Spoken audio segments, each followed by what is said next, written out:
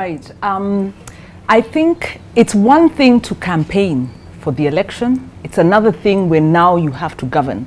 And if you notice from Rigathe's opening statements to the president's statements, we've got a fiscal crunch, and one way or the other, something's got to give.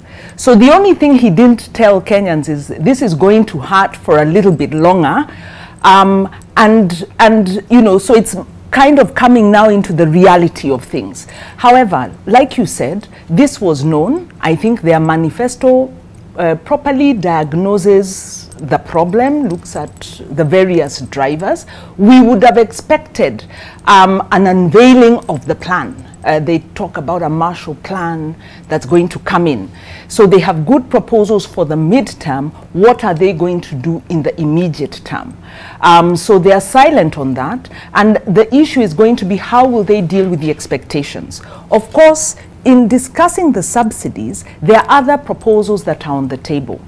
They have talked about reducing the regressive taxes. Now, to do that, of course, they have to get into the conversation around the finance bill, which, there's a little bit of negotiation that needs to take place. Again, it may take some time.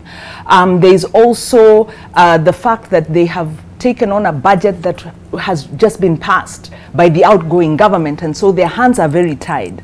So what we did not hear is any realistic, I think the issue of the fertilizer is a realistic measure, but we haven't heard what we really expected to hear. What are their thoughts about getting us out of the hole we are in with regard to very high debt repayments?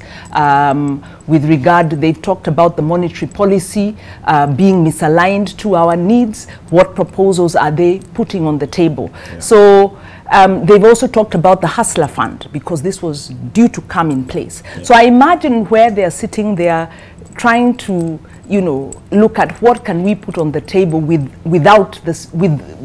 zero fiscal space, because there is no fiscal space.